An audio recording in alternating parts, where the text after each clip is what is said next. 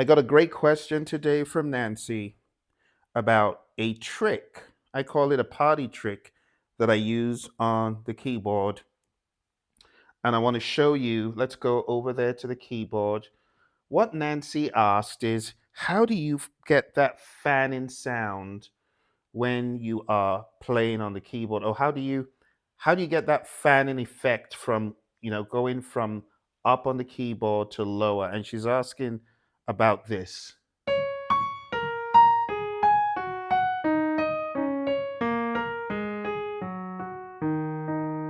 So the trick is to practice octaves.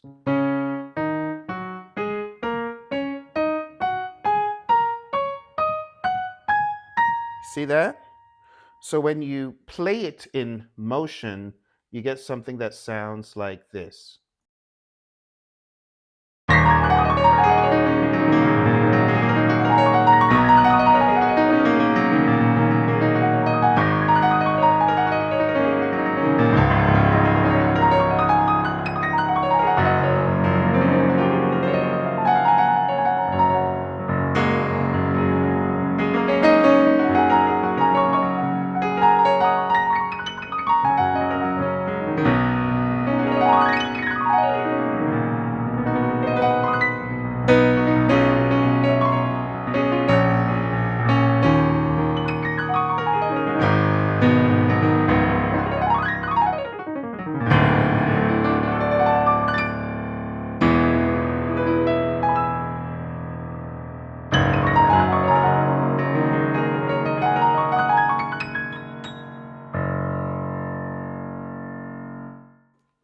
So that's how you achieve it. It's octave, octave, octave, just octaves. Now, let me say, even if you practice the octaves, the likelihood of you getting an octave each and every time on the way down, like that, is not as likely. I've found that I have about a 90%, maybe 95% accuracy. There's some people who have mastered it flawlessly. But if you practice it enough, even if you play a wrong note, as long as you stick to the black notes, not the white notes, it won't be that evident. So let me show you what I mean. Let's say I'm trying to play these octaves like this.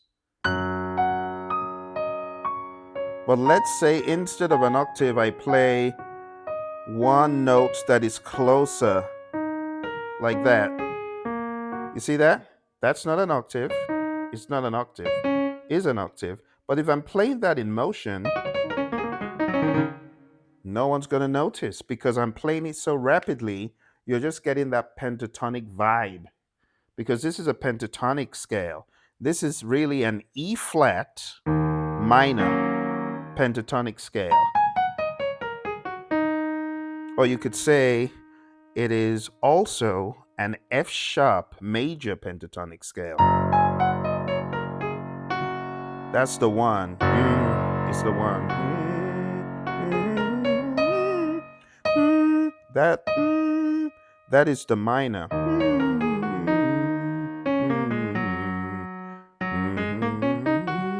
So you could look at it from a 1-to-1.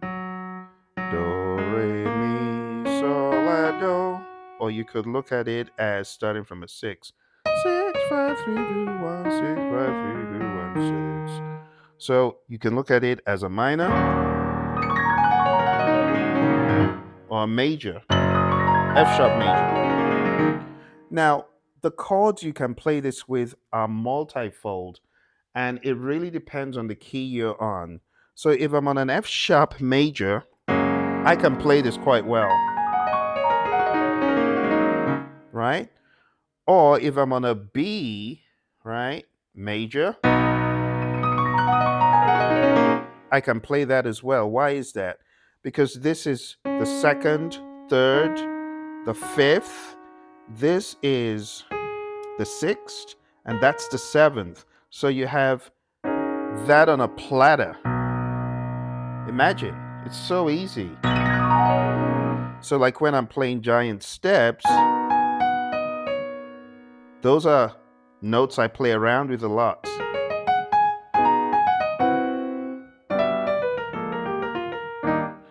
I play around with this because, as you know, the pivot points, you got B, you got G, you got E flat all throughout that song. So you can do a lot with this on the key of F sharp, on the key of B,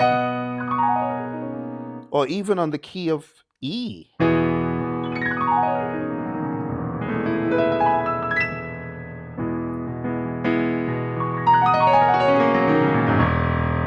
You see, why is that? Because that is 2, that is 3, that is a sharp 4, which is usually mild in contrast. It doesn't really sound too bad, right? That's a sharp 4 relative to E, that's a 6 relative to E, and that's a 7.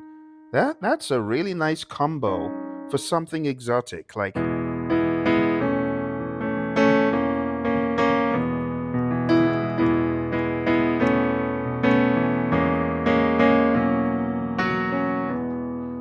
So when you play this, and then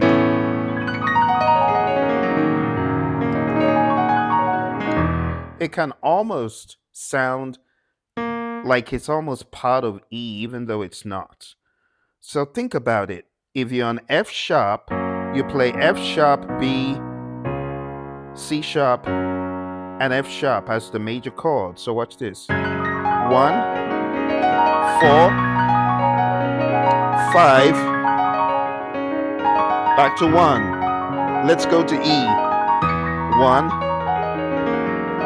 4, 5, 1. Now you got to do that in taste because it may not go with everything in E. Now, if you're on the key of B and you do this, like I said, it works because giant step starts on the B.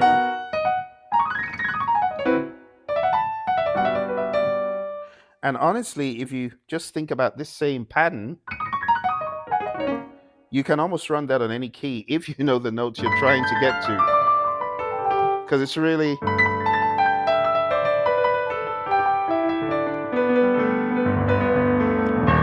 on the key of E flat major, right? It's just a 6, 5, 3, 2, 1 all the way. So if I'm on the key of E flat, 5, 3, 2, 1, on the key of G, 5, 3, 2, 1. So it's just a 6, 5, 3, 2, 1 over and over again. But just made to sound fancy because you've got this leverage. So you can play that on F sharp, B, C sharp, F sharp, E, A, B, E, and then you can do the same on B. B, E, and F sharp, back to B. Another key you can do this on quite conveniently is the key where all of these are notes in the major scale, which is C sharp. So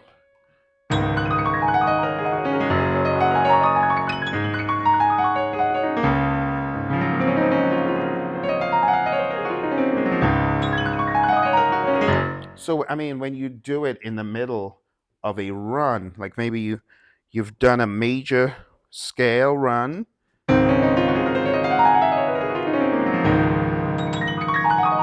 and you layer that on top, it disorients. It's like, where are you coming from? What are you doing? All this activity doesn't sound bad, but what are you doing? It's hard for for the listener to know.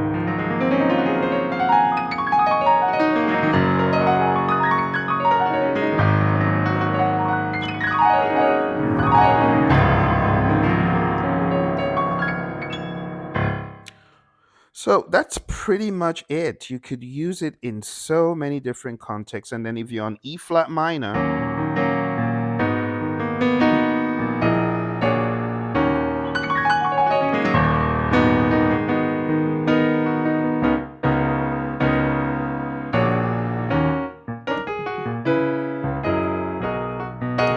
so you got to know the chords that belong to the different keys because technically you can play this on E flat minor, G sharp minor, even on B flat minor. See? So as long as you know the way the keys are interrelated, you can run circles around that. And this could be used, like I said, one key, two, three, even on, like, if you're playing an A in the context of an E, you could get away with that. A B in the context of an E, you could get away with that. Now, the places you probably couldn't get away with that would be a C, a D. It's hard to get away with that. An F, very hard. A G, those you couldn't really get away with that. An A, it really depends on the kind of A you're playing. So if I'm playing, see that? Watch this.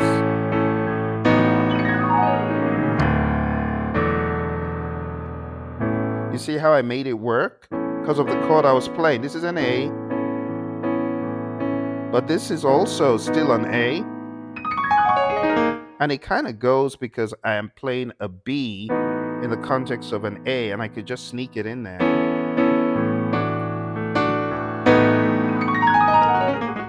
But you have to be careful with it. If it makes sense in the context of the song, do it. Otherwise, try to stick to those more common keys: F sharp, B, E, C sharp.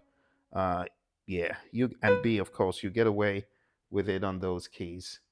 All right, Nancy. I hope that gave you some context. I'll play just a little bit to give you some further ideas of how you could use this in a jam. Here we go. Let's have some fun. And I'm going to play something on a more jazz, a little bit of a jazz rhythm. Here we go.